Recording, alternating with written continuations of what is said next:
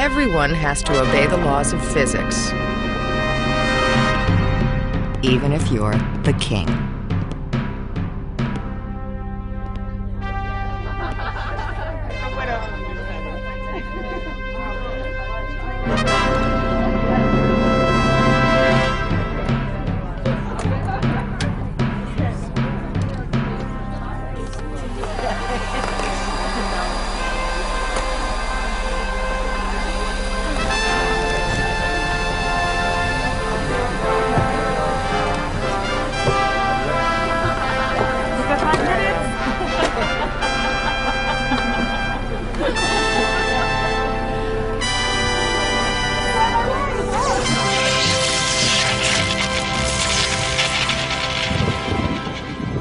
The power to make night into day, create life, or cause death. This is all part of the mystery and magic of electricity.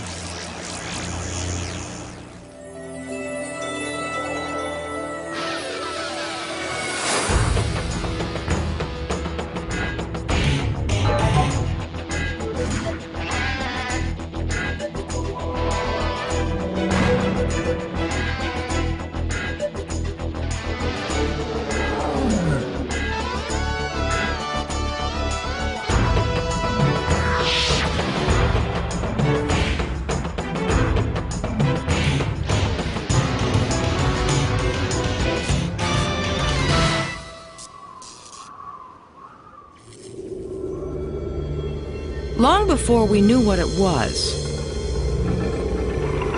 long before we harnessed it, electricity was flowing through our bodies, descended from the heavens. So there's constantly current flowing into the earth from thunderstorms and flowing out where there's not thunderstorms. And in that process, an electric field is generated in the atmosphere. We walk around, the voltage between your head and your toes when you walk around is 200 or 300 volts, and nobody notices that because you grew up in it. But when there is enough of a voltage difference between the clouds and the earth, it's hard not to notice.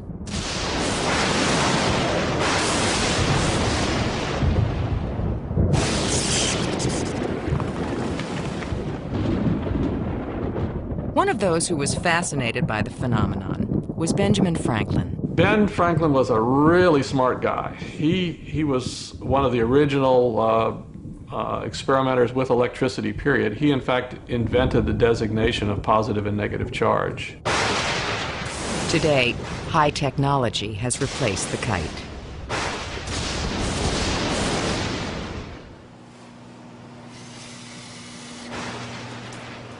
In north-central Florida, scientists summon lightning and bring it to the Earth with a rocket and a wire.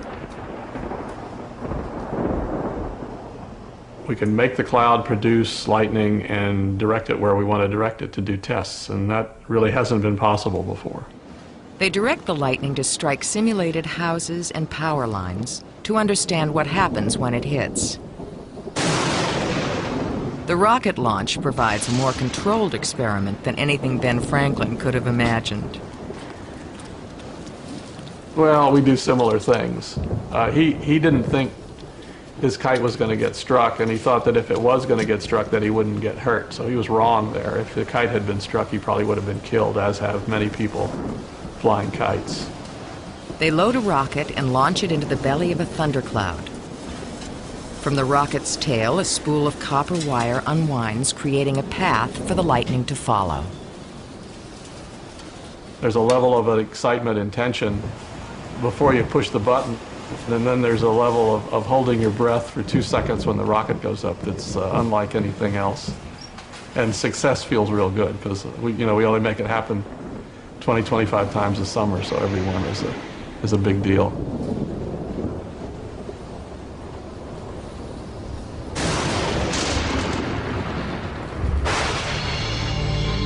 It's like a rocket-powered lightning rod. Once the wire is shot up into the air, the lightning hits it. In an instant, the electric current of the bolt moves down the wire, disintegrating it into a green vapor. What flows down the lightning at 50,000 amps is the same thing that flows in your wall at 10 amps.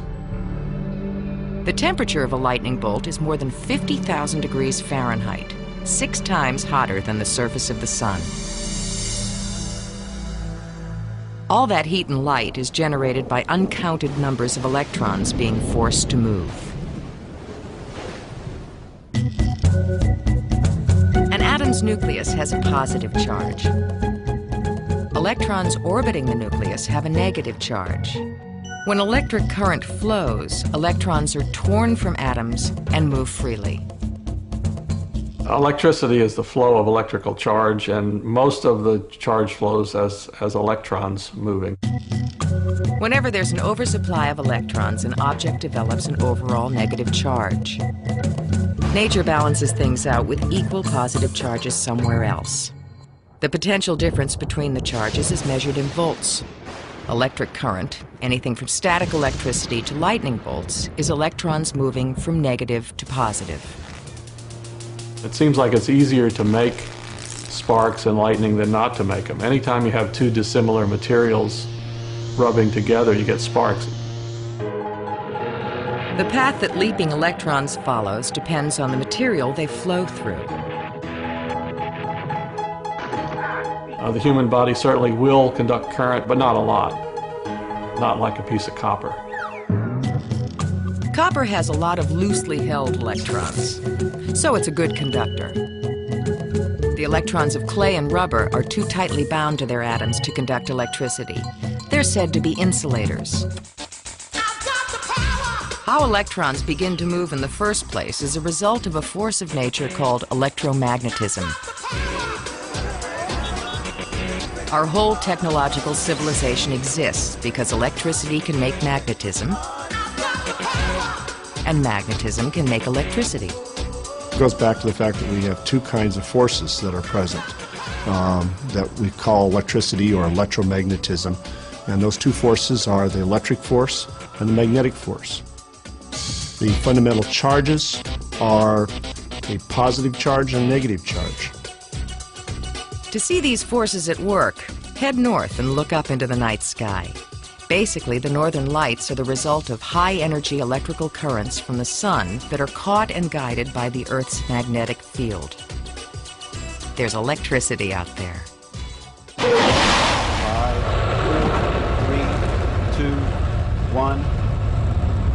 And we have liftoff of the Space Shuttle Columbia, continuing space research through tether satellite technology. On February 25, 1996, NASA and Italian researchers made a bold attempt to harness the power in the atmosphere. They generated electricity with a satellite on a wire. Good work. Let's make sure we stay that way. Understand. The mission was part of a new experiment of tethering satellites in space. Attitude verification, 3-14. Go ahead. The experiment was based on the simple principle that when you move a conductor through a magnetic field, electrons start to flow. This generates an electrical current that can flow through a circuit. The satellite was thrust into space using small gas jets, and the 13-mile-long cable began to unreel. If you put a wire inside of that tether, you now have a moving wire that moves across a magnetic field. That magnetic field in this case is the Earth's magnetic field, and the motion is the motion of the space shuttle moving at very fast, high velocities, orbital speeds. Things look fine down here, Jeff. The moving wire in the Earth's magnetic field generated 3,500 volts, enough energy to power a space station. Okay, we see the tension go way down, but the tether's still going out fine. Very slight lateral oscillation. The tether was clearly visible from the ground. It was one of the biggest man-made objects ever sent into space. For 5 hours, the tether swept through our planet's magnetic field, generating more and more electricity. At the boom. The tether has broken. It is going away from us. Get it on the TV, Claude. Please get it on the TV. The tether has broken. Copy. trying to photograph it floating away from us.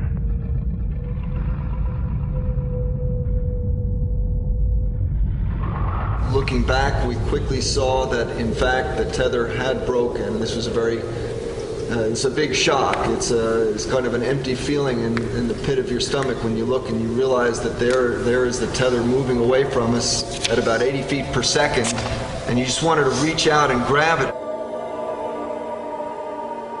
The wire was generating so much electricity that a spark jumped from the wire to the satellite deployment system and burned through the tether.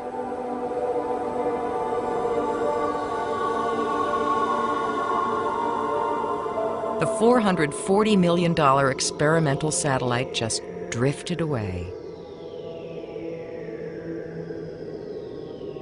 Yes, sir. Well, those are some tether dynamics we did not want to see. Well, we have demonstrated that you can generate a lot of electricity with tether, and unfortunately we've also demonstrated that you can use tethers to launch a satellite into a much higher orbit. NASA will try the experiment again because it could lead to a new, more reliable power system for space stations and help avoid situations like the Mir mishap. We're moving to actually is if we drive current in the opposite direction in the tether and if we can force the current to go the other way, it becomes a propulsive device.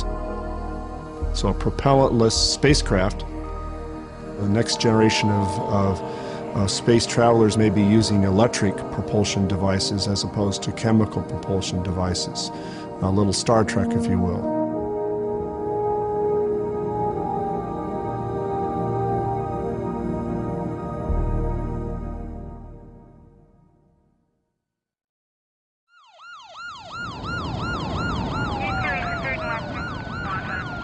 Perhaps we notice electricity most when we don't have any. On July 13, 1977, New York City experienced a blackout. For 25 hours, New Yorkers were without lights or elevators or alarms. Lightning had knocked out power lines north of the city, and the utility company's backup equipment malfunctioned. It takes a lot to keep the electricity working, not just in machinery, but in manpower. And it costs a lot of money to maintain these systems. The utilities have to maintain their lines. In the United States, 98% of homes and businesses receive power from a vast electrical system that is woven together with a web of power lines. A grid.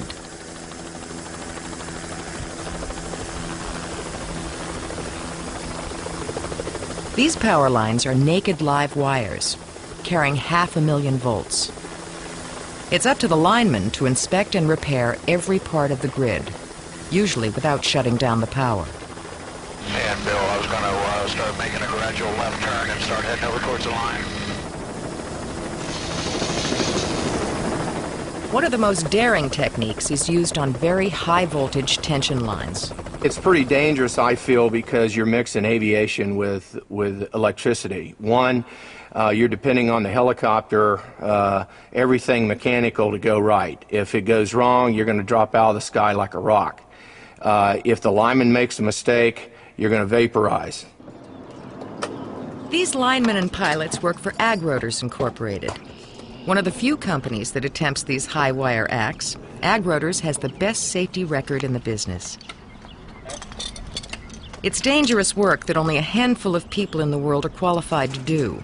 One of them is Spider Lockhart. Because I'm going to put the hood over top of my helmet. The dress required for the job is a lightweight suit of armor made of stainless steel thread. We have a strap on the inside that ties to the pants, making an electrical connection between the pants. Electricity follows the path of least resistance. In this case, the metal threads of the suit, rather than flowing into the body of the worker. We're dressed in a stainless steel suit, fully conductive, fireproof, Nomex. Everything we have is fully conductive. Have you ever walked through a hotel room with a certain pair of sneakers in the wintertime where you walk up to your hotel room door, reach over and grab the door, and you get a little zap on you? That's called static electricity. Basically, that's what I'm trying to eliminate from what I'm doing.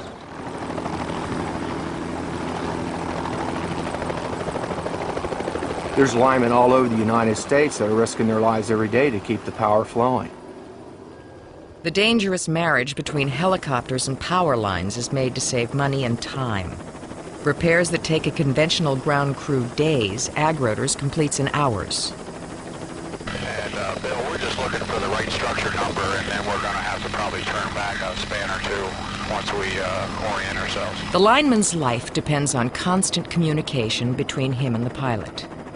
This is the span that we want. I'm going to go ahead and come down in between the two 500 kV lines, and we're going to find the damage location, and we'll get ready to start work. We could actually get too close to a power line and a tree, and the electricity would arc amongst all of us, and we could actually short out the power line and destroy ourselves.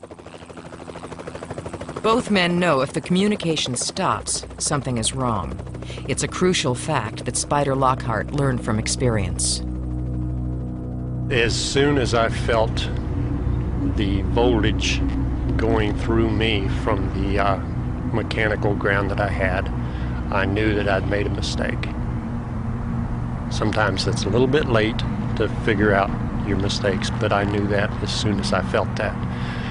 I had enough to know that it was killing me, and that's, to me, I was screaming to the pilot to get me away from the wire, and he never heard a thing because I couldn't open my mouth. The electricity stopped Spider's heart, but a coworker revived him, saving his life. And I saw Spider laying across the platform, half on, half off, and I knew something was wrong. When the helicopter came in, I didn't even wait for it to land. I jumped up on top of it. I started cutting his body harnesses off of him. I closed his eyelids, and I just started giving him CPR. And I worked on him a little over 3 minutes before I brought him back. When Spider is suspended in air and therefore not grounded to anything, the electricity treats him as part of the wire and safely passes over his body and not through it. If you were able to take a voltmeter, which measures voltage, and measure the voltage on that helicopter, it would be energized at 500,000 volts in anything on that helicopter. The metal wand gives the electricity a controlled pathway from the wire to the helicopter. Once the pathway is established, the lineman replaces the electrical connection held by the wand with metal clamps. The clamps allow the lineman to free his hands so that he can work. I was working in the middle of the Everglades, and I knocked the bond off, unbeknown to me. And when I went to get close to the wire, the arc went straight to my mouth. So I absorbed roughly about 500,000 volts to my mouth and my nose, blew all the fillings out of my mouth, cauterized my nose, knocked me out of my seat belt up underneath the platform, the belly of the ship on the platform. And I was unconscious, it seemed like, for a pretty long time, but it was just a few seconds. The amount of voltage may be the first fact recited when explaining the dangers of electricity. But the high voltage isn't what kills a person, it's the amps. The electricity in the lines can flow at 500,000 volts, but isn't necessarily deadly if the amps are low. Real low. It only takes 1 amp to stop the heart. Think of the electricity flowing through wires as the flow of water. In a squirt gun, water is under pressure and moves fast, but to put out a fire, it's not the best choice. You need a fire hose that can move a whole lot of water. The water pressure is equivalent to voltage and electricity. The amount of water is like electrical current and is measured in amps. Electrical measurements are based on numbers of electrons. A light bulb, which uses 1 amp of current, has 16 quintillion electrons moving past a single point in the wire each second. And they all have to come from somewhere.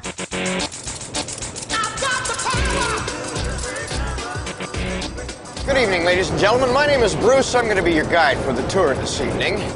Behind me is Hoover Dam, 726 feet tall and 660 feet thick at the base. Hoover Dam contains enough concrete to pave a two-lane road from San Francisco, California to Miami, Florida.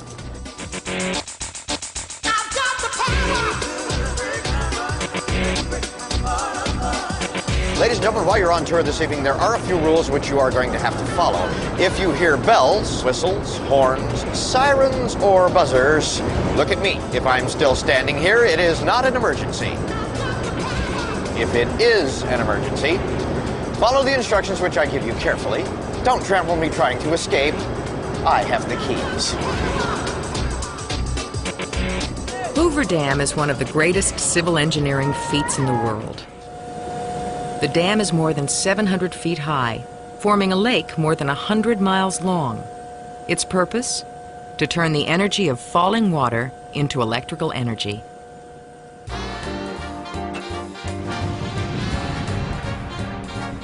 This accomplishment was made possible by the labor of men like Tommy Nelson and Lee Tillman. We didn't have time to think about anything too much other than we knew we were going to get paid at the end of the week. Wasn't very much money, was it, Lee? No, in my case, it was $5 a day. Yeah, you did better than I did. I was only making $4. Yeah, well, I was driving a truck. Yeah, but you were driving a truck. Yeah, that's true. Yeah, so they give me another $1 a day. Yeah. Hoover Dam was built during the Great Depression of the 30s. It not only created badly needed jobs, but was also part of a nationwide effort to transform rural life through electrification. We went from kerosene lights to carbide lights, propane lights, and finally here comes electricity, and it's available to everybody. Rural electrification. Franklin Delano Roosevelt, he did a great thing for the West. Today, Hoover Dam alone generates enough electricity to serve more than 1 million people. That's a lot of watts. Multiply volts times amps, and you get watts. It takes 100 watts to light a bulb. 1,000 watts equals 1 kilowatt. Hoover Dam produces 4 billion kilowatts a year. Electricity that's sent to California, Nevada, and Arizona.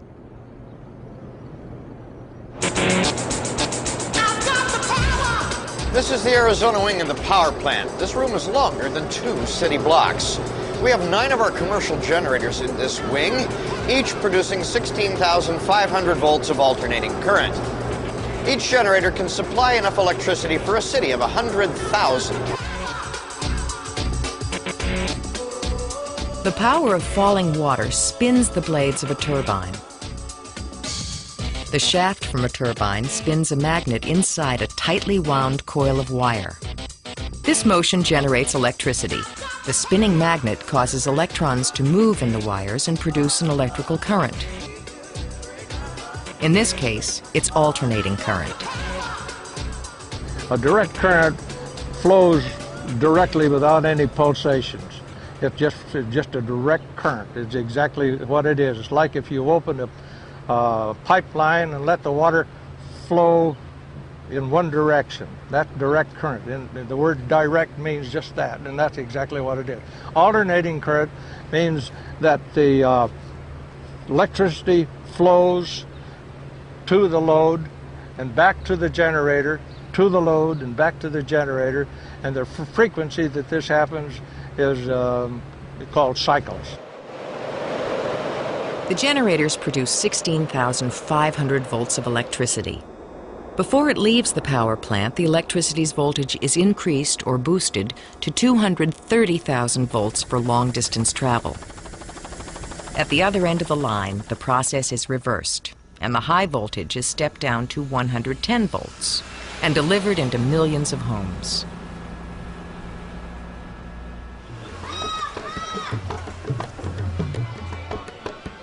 In some places, the need for electrical power has forced people who can't afford it to break laws and become electricity rustlers.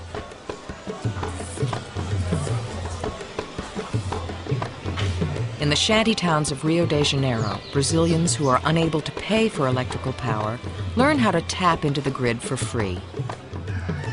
Bom, eu levo o fio da ligação da minha casa I take wire from my house up to a clock or a light post, and from there I bring in the electricity.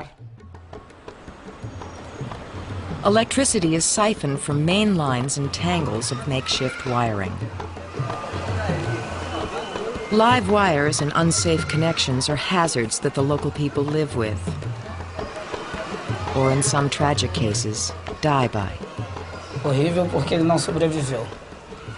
Ele foi fazer uma ligação. It was horrible because the electrician pirate didn't survive. He was making a connection for a lady whose house had had a blackout. He had been in the water earlier, so he was wet. He climbed on a zinc rooftop and started touching the wire. He got a strong shock and was thrown from the spot and died.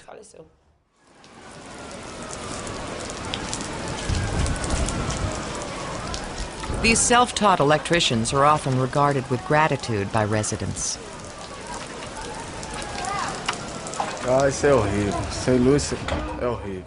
I'm not a hero, but there is a risk. I sometimes talk to people from the electric company, and they teach me how to make connections, so I don't get caught. It can be dangerous.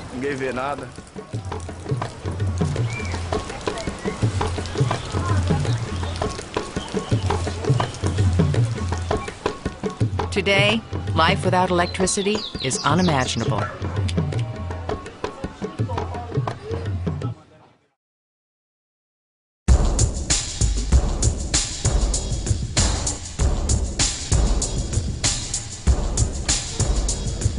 Las Vegas.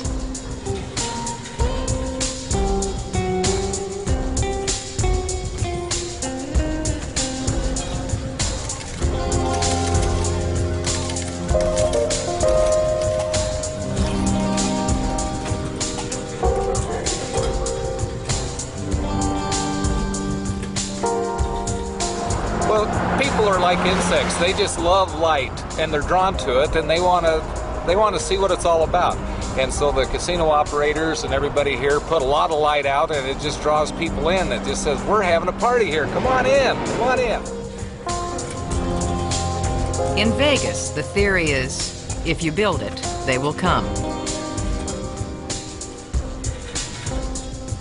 And if you build it and cover it with lights, they will come and spend money. Without electricity, this town would just be another sleepy place in the desert. From space, it's the brightest man-made spot on the planet. Millions of bulbs that all, at one time or another, burn out and need to be changed.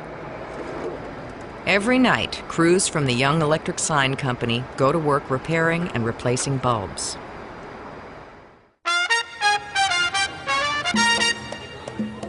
One of their biggest jobs is the Fremont Street experience. On a grid above pedestrians shine 2 million bulbs and a $70 million light show.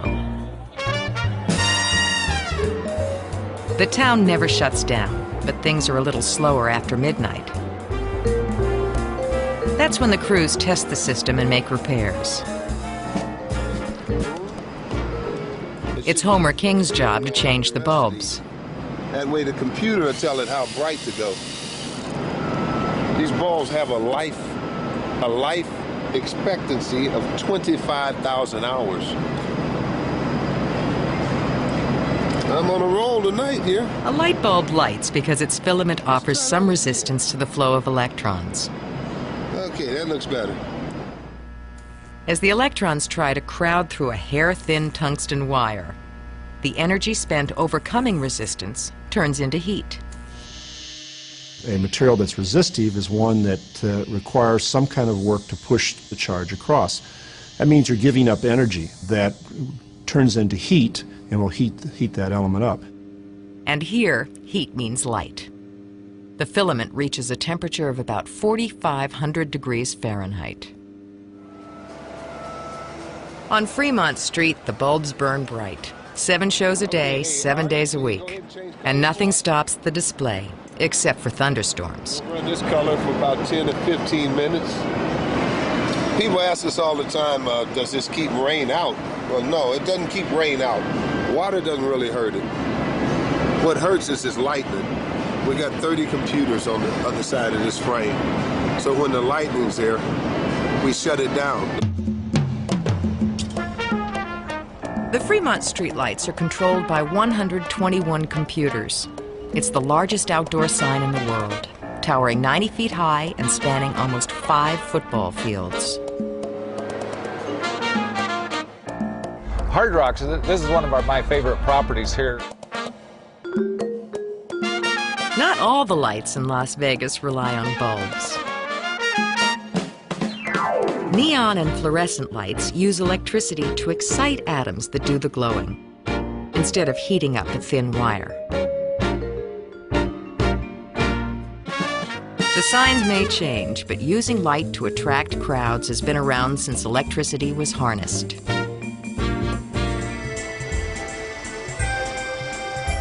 Coney Island was one of the very first places to use electricity.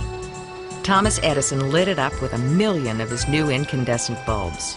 They called it an electric Eden.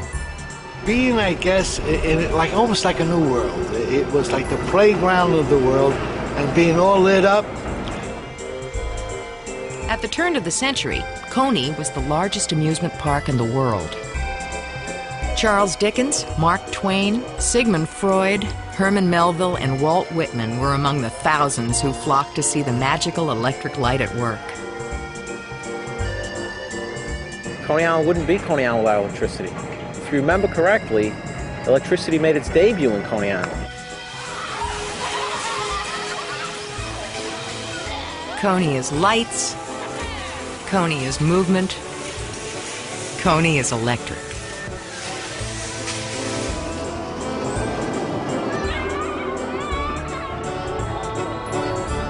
The electric Astroland Cyclone is ranked one of the top 5 roller coasters in the country, and it is one of the oldest.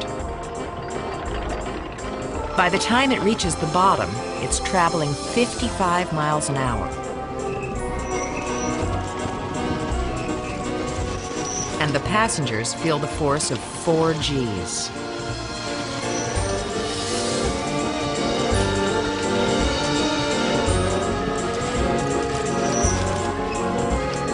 For the last 70 years, this electric motor has made it all possible, pulling the 7-ton car to the top of the hill.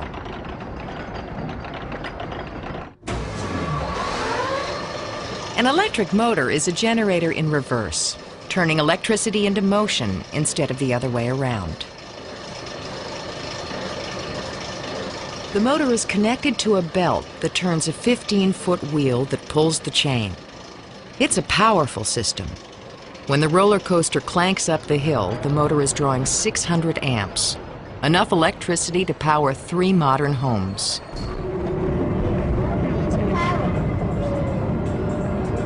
Coney Island was one of the first places that exploited electricity for profit and pleasure. Good use. It's the only use. I mean, listen, electricity, it attracts us all. If we didn't have electricity, where would we be?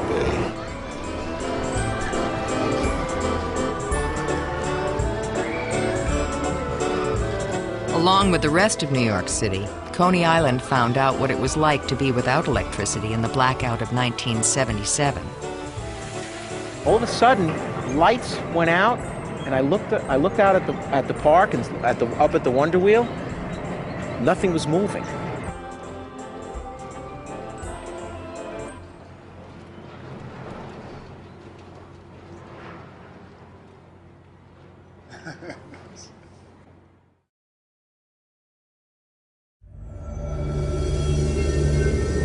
As soon as scientists were able to capture electrical energy, they began to experiment with it. In 1780, an Italian anatomist, Luigi Galvani, made groundbreaking discoveries. Galvani made lightning measurements. Galvani took frogs' legs and showed that when it lightened, they twitched. So he showed that the lightning radiates an electric field which produces a voltage on the frog legs. Throw the switch.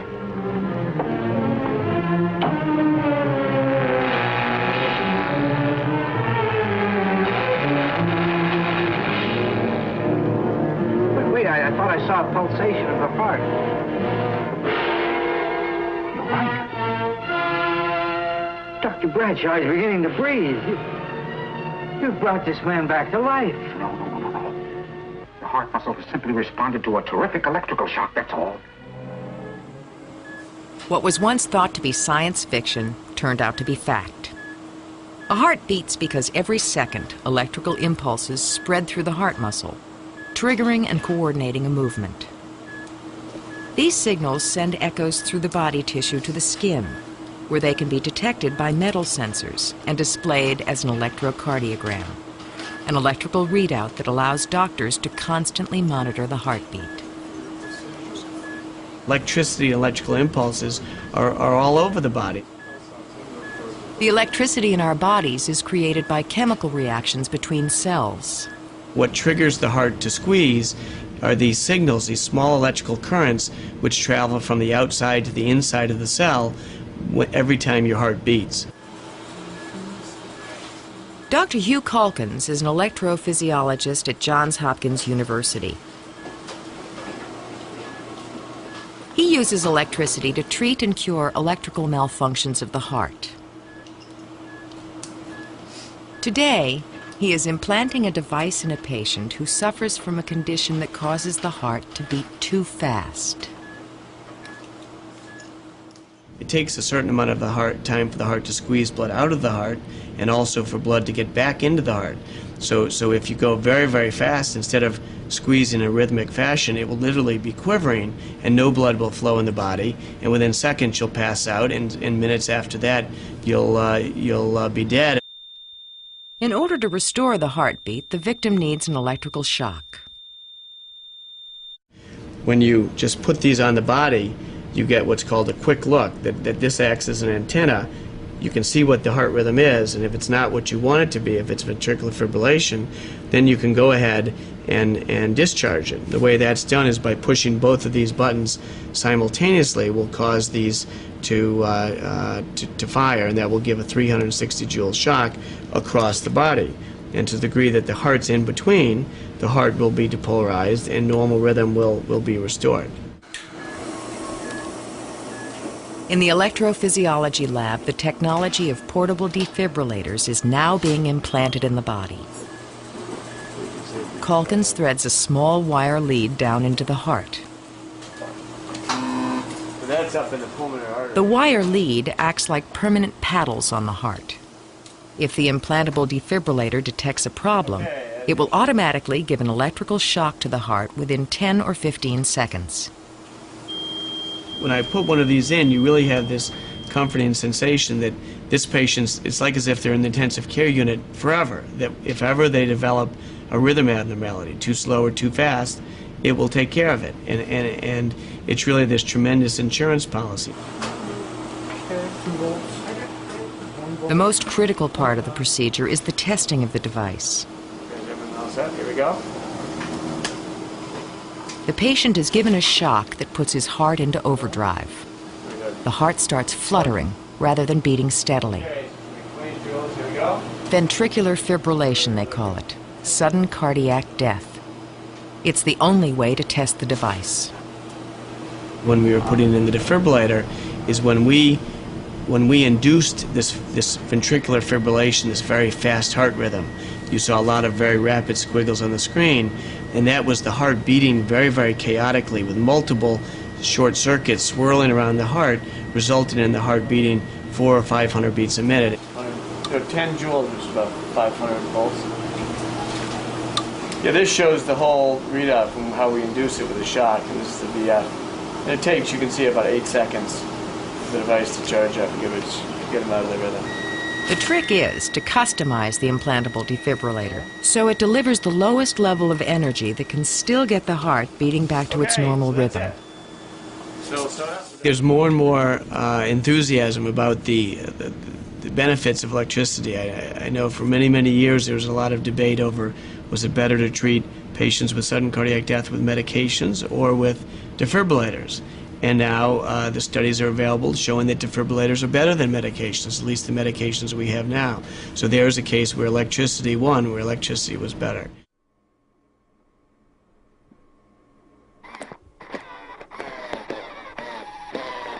This is a Utah arm, one of the newest links between human and machine. The device uses the body's own electrical impulses to operate and control an electrical arm. John Migueles works with amputees, teaching them how to use and operate the myoelectric arm. Right now there's a race between limb transplant and electronics. We start off with a silicone skin, and inside it there are electrical motors that control the opening and closing of the fingers. Next, very often we have a electrical motor here that operates wrist rotation, supination or pronation. Then we also have an electrical motor over here that controls this transmission that you can see that controls flexion and extension of the elbow. The microcomputer is mounted right here, and that processes all that information. One of the neat things about the hand is it offers a lot of pinch force, over 22 pounds of pinch. So we need to be very careful when we're grasping things. Bob Goodman controls his bionic arm by contracting his biceps and triceps muscles. I like to grab my brother's hand and squeeze and kind of watch his eyes a little bit. Maybe that's a little bit of bionic feeling. Ironically, it was electricity that destroyed Bob Goodman's arm in the first place. He was up on a roof removing a television antenna when something went wrong. This antenna became top-heavy and came in contact with high voltage lines in back of us, some 12,500 volts. It was an aluminum ladder that I was on, and so it became very hot and burnt my leg. Luckily, I was knocked loose of the ladder and hit the ground, because some of the doctors think, well, with that amount of volts, your heart probably did stop. When I hit the ground, it kind of jump-started my heart again. So I felt very fortunate when I learned this, that I got a second chance at life, even though I was missing my right arm.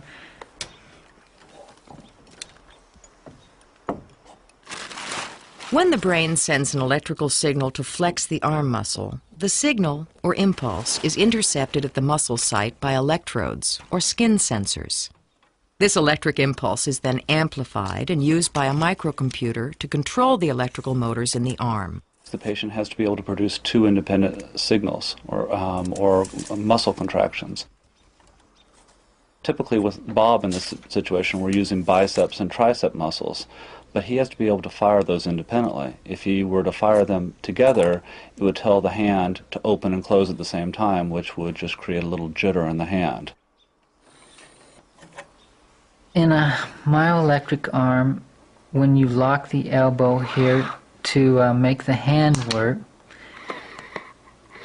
to unlock this elbow, it takes the flex of both muscle sites at the same time and then an instant relaxation. So for me to get that elbow to unlock, it took quite a few months actually. I would always flex one site before the other. So it was releasing the elbow is what took me the most time to get down. So how are things going? You having any particular problems? Not really. I've put a new harness on and snugged up the fit in my socket, so it seems to be responding really well. Great. How's that battery doing? Well, I'll turn this arm off here, and the batteries are holding up real well. This new battery pack is lasting 4 to 5 days for me. A lot. Okay. It's opening and closing the same amount of effort for both. So open this and clean this. Okay. Open and close? Good. Close? Great. When I first tried it on, I think there was a hint of having an electrical arm this close to my body, but as soon as I was able to make the arm work and the hand to work, and that all disappeared. I thought it was so neat that a person could make a lifelike hand work so effortlessly that fright left right away. It became more of an enhancement than a threat right away. been releasing real well. A Utah arm can cost anywhere from $45,000 up to $120,000. Left the lights on, which means that I've chosen to wear this arm every day, so maybe I didn't learn quite enough lesson from an electrical shock because I still wear an electrical arm. Okay. Good for another 10,000 miles. Yeah, good.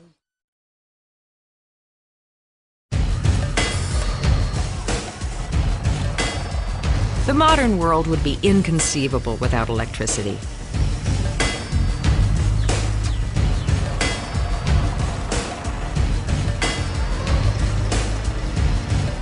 In 8 hours, a man used to hard work can continuously exert 1/10 of a horsepower. But the same amount of work can be done by an electrical motor in a fraction of the time. Electricity as a harnessed power has no rival. It is clean, silent, and can be turned on and off instantly.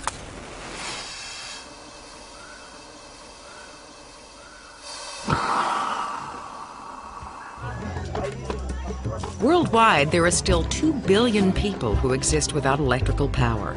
Most are located in remote places like the Brazilian village of Boa Sorte.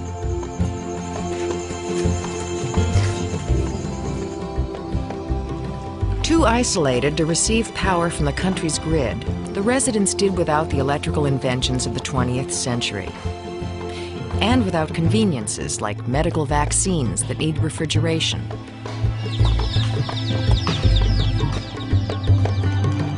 Electric motors, or clean running water.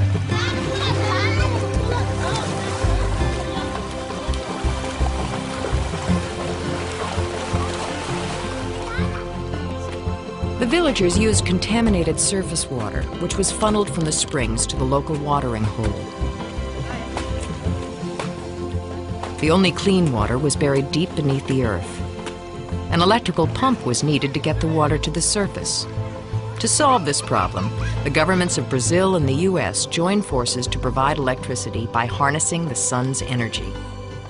Putting up power poles and lines is so expensive that actually photovoltaic energy is much cheaper here than using traditional forms of fuel.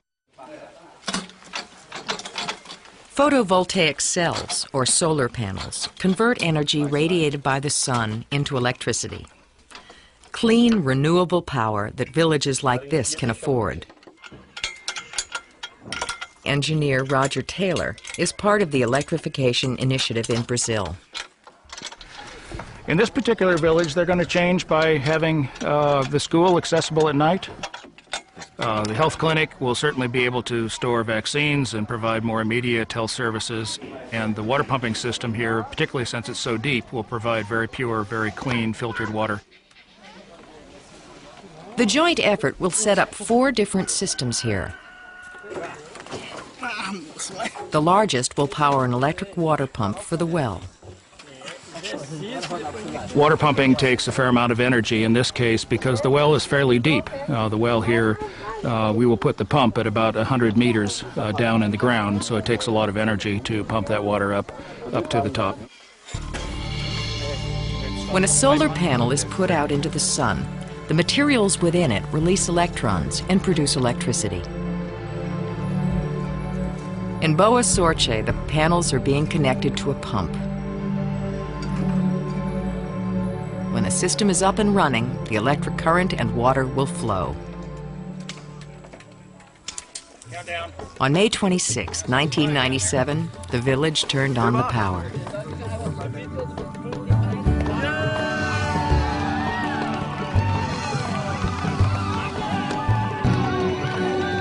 Technological advancements that took 100 years to develop arrived here with the flick of a switch.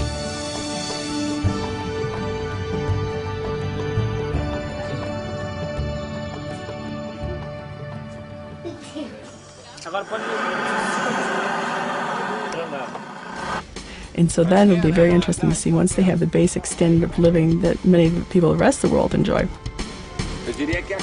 how their lives and their culture will evolve from that. More and more aspects of our world depend on electrons in motion.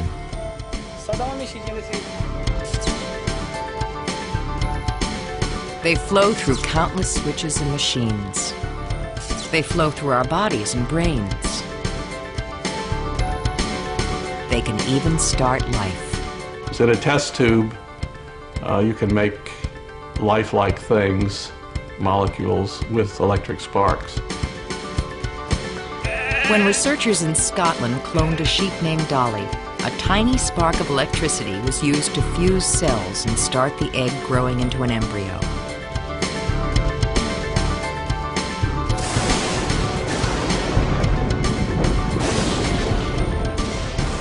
All this started with a curious fellow back in 1752. That was when a man with a key and a kite stepped out into a storm. He snatched lightning from the heavens and introduced electricity to mankind.